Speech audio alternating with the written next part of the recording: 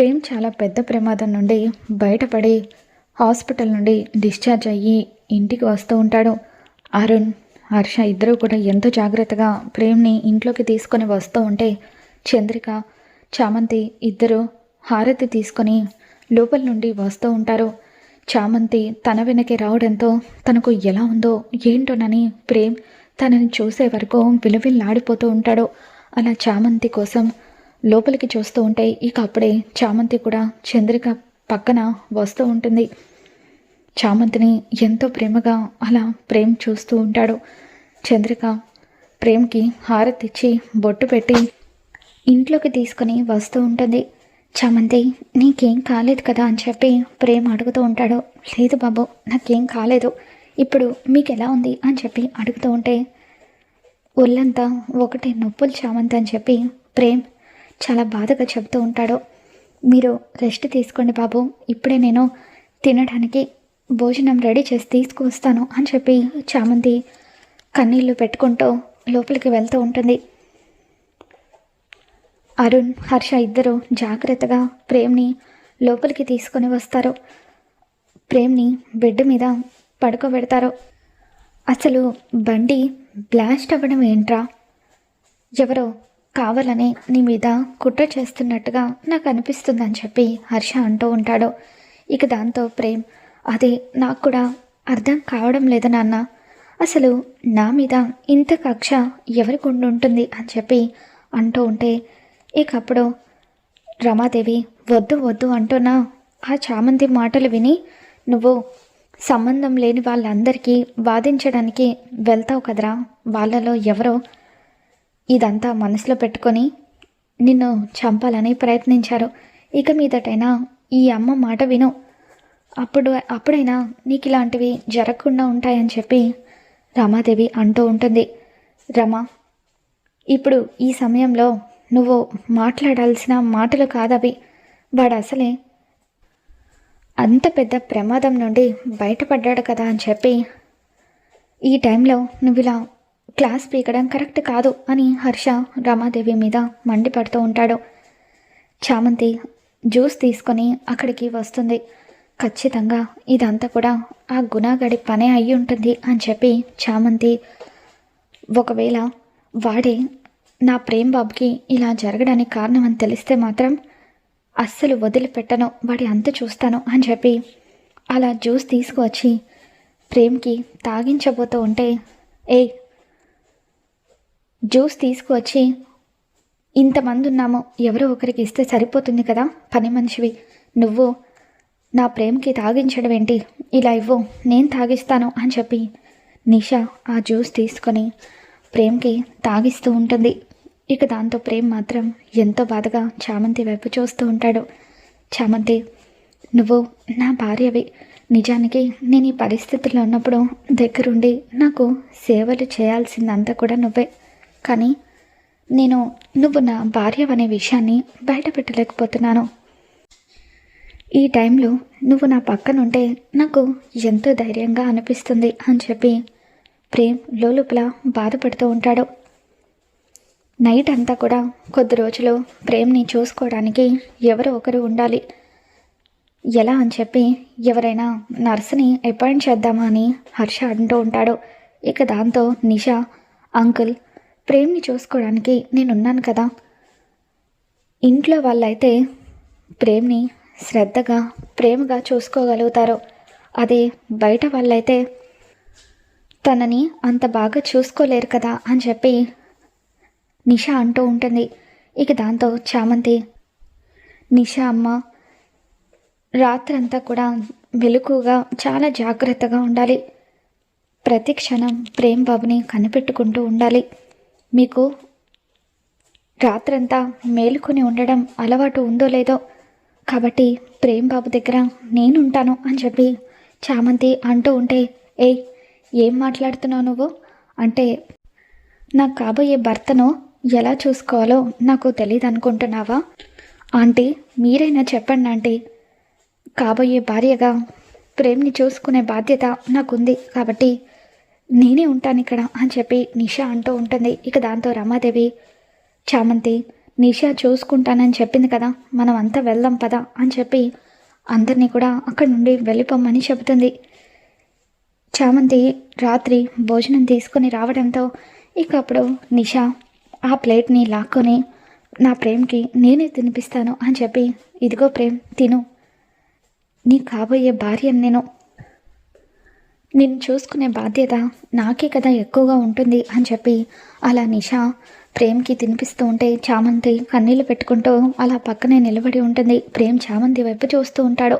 ఇక దాంతో నిషా చామంతి మీద మండిపడుతూ, ఏంటి దిష్టి బొమ్మలాగి ఇక్కడే నిలబడ్డావు, వెళ్ళి వాటర్ తీసుకురా అని చెప్పి అంటూ ఉంటే చామంతి వాటర్ తీసుకొని వస్తుంది. ఇక అలా రాత్రిపూట నిషా ఒక చైర్ వేసుకొని ప్రేమ్ దగ్గరే పడుకొని ఉంటుంది. చామంతి మాత్రం అక్కడ ఆయనకు ఎలా ఉందో ఏంటో. ప్రేమ్ బాబుకి ఏదైనా అవసరమైతే ఆ నిషా మెలకుతో ఉంటుందా? నేను ఏదో ఒక విధంగా అమ్మగారికి నచ్చజెప్పి ఆయన దగ్గర అలాగే ఉండిపోవాల్సింది. కొద్ది రోజులు ఆయన్ని కంటికి రెప్పలాగా జాగ్రత్తగా చూసుకోవాలి అని చెప్పి నిద్రపోకుండా చామంతి రాత్రిపూట అటు ఇటు తిరుగుతూ ఉంటుంది. ఇక అదే టైంకి ప్రేమ్కి బ్లాస్ట్ జరిగిన విషయాలన్నీ కూడా నిద్రలో కనిపిస్తూ ఉంటాయి. ఇక అలా ఒక్కసారిగా ప్రేమ్కి చాలా భయం వేసి దిగ్గున లేచి కూర్చోవాలని ప్రయత్నిస్తూ ఉంటాడు. వాటర్ తాగడం కోసం అని చెప్పి నిషాని పిలుస్తూ ఉంటే నిషా మాత్రం గుర్రు పెట్టి కుర్చీలోనే కూర్చొని నిద్రపోతూ ఉంటుంది.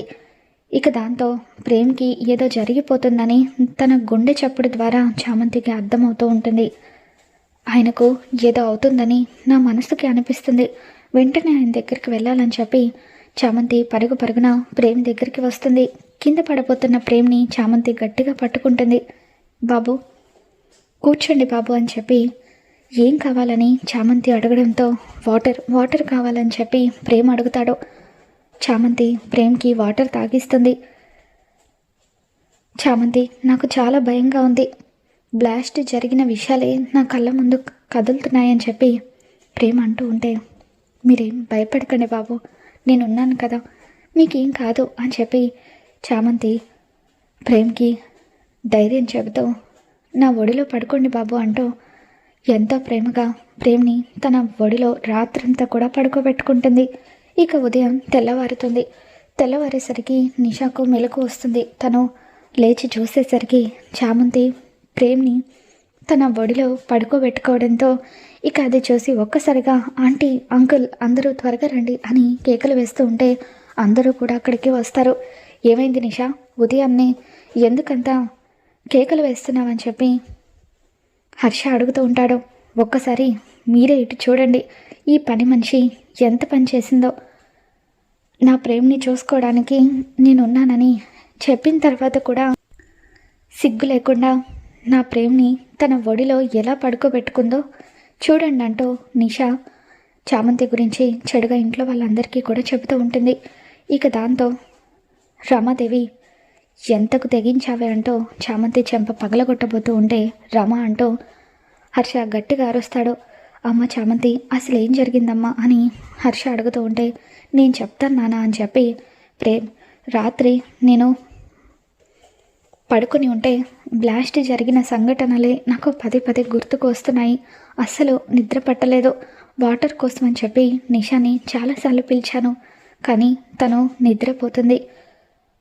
టేబుల్ మీద ఉన్న వాటర్ తీసుకోవడానికి ప్రయత్నిస్తూ ఉంటే కింద పడిపోతూ ఉంటే అప్పుడే చామంతి వచ్చి నన్ను కాపాడింది. భయపడుతున్న నాకు ధైర్యం చెప్పి అలా నిద్రపుచ్చిందంటూ ప్రేమ్ చామంతి గురించి చెప్తాడు. ఇక దాంతో హర్ష, ఏంటి నిషా ఇది, నువ్వు ప్రేమ్ని చూసుకుంటానని చెప్పిన తర్వాతే కదా నీ మీద నమ్మకంతో మేమంతా కూడా ప్రేమ్ బాధ్యత నీకు అప్పగించాము, మరి నువ్వు ఇలా చేయడం ఏంటి? సమయానికి చామంతి వచ్చి ప్రేమ్ని కాపాడింది కాబట్టి సరిపోయింది, లేకపోతే ఏం జరిగేదో ఊహించుకోవడానికే భయంగా ఉంది. రమ, ఏం జరిగిందో తెలుసుకున్నావు కదా, తొందరపడి ప్రతిసారి చామంతి మీద చెయ్యెత్తడం కాదు, తను ఏం చేసినా కూడా దాని వెనుక ఒక కారణం ఉంటుంది. అమ్మ చామంతి, ఈ రోజు నుండి ప్రేమ్ని నువ్వే చూసుకోవాలి. ప్రేమ్ పూర్తిగా కోలుకునే వరకు తన బాధ్యత మొత్తం కూడా నీదే అని చెప్పి హర్ష ప్రేమ్ బాధ్యత మొత్తం కూడా చామంతికి అప్పగించడంతో, అలాగే అయ్యగారు, ప్రేమ్ బాబుని నా కంటికి రెప్పలాగా చూసుకుంటాను, ప్రతి క్షణం కూడా ఆయన్ని కాపాడుకుంటానని చెప్పి చామంతి చెబుతూ ఉంటుంది. ఇక అలా ప్రేమ్కి భోజనం దగ్గర నుండి టాబ్లెట్స్ ఇవ్వడం, ఇదంతా కూడా ప్రతిదీ చామంతి దగ్గరుండి ఒక భార్యగా ప్రేమ్కి సేవలు చేసుకుంటూ ఉంటే ఇదంతా చూస్తున్న నిషాకు మాత్రం రగిలిపోతూ ఉంటుంది. ఈసారి ఎలాగైనా సరే ఈ చామంతి ప్రాణాలు తీయాలి, అప్పుడే నా ప్రేమ్ పూర్తిగా నావాడవుతాడు అని చెప్పి నిషా కోపంతో రగిలిపోతూ అటు ఇటు తిరుగుతూ ఉంటుంది. ఇక రాత్రిపూట చామంతి ప్రేమ్కి భోజనం పెట్టిన తర్వాత ప్రేమ్కి టాబ్లెట్స్ ఇచ్చి పడుకోమని చెబుతూ ఉంటే, ఇక అప్పుడు ప్రేమ్ చామంతి చెయ్యి పట్టుకొని, చామంతి, నాకు ఇలా అయిన దగ్గర నుండి నువ్వు నాకు రాత్రి పగలు తేడా లేకుండా ఎన్నో సేవలు చేస్తున్నావు, ఏమిచ్చి నీ రుణం నేను తీర్చుకోగలను అని చెప్పి అంటూ ఉంటే, ఇక అప్పుడు చామంతి, రుణం అంటూ అంత పెద్ద పెద్ద మాటలు మాట్లాడతారేంటి బాబు, మీరు నా మెడలో తాళి కట్టిన నా భర్త, భార్యగా మీకు సేవలు చేసుకునే అదృష్టం నాకు దక్కినందుకు నాకు చాలా ఆనందంగా ఉంది, మీరు ఎప్పుడూ కూడా నిండు నూరేళ్ళు క్షేమంగా ఉండాలి అని చెప్పి అలా చామంతి తన మెడలో ఉన్న తాళిని బయటకు తీసి కళ్ళకద్దుకుంటూ ఉంటే, ఇక అప్పుడే అటువైపుగా వెళ్తున్న చంద్రిక చామంతి మాటలు, ప్రేమ్ మాటలు వినేస్తుంది. ప్రేమ్ చామంతి మెడలో తాళి కట్టాడన్న విషయం, వాళ్ళిద్దరూ భార్యాభర్తలన్న విషయం తెలుసుకుని చంద్రిక ఒక్కసారిగా అలా షాకింగ్గా చూస్తూ ఉండిపోతుంది. మరి నిజం తెలుసుకున్న చంద్రిక ఈ విషయం హర్షకు కూడా చెప్పేస్తుందా? ఏం జరగబోతుందో మళ్ళీ మన ఛానల్లో తెలుసుకుందాం. ఈ వీడియో మీకు నచ్చినట్లయితే తప్పకుండా లైక్ చేయండి.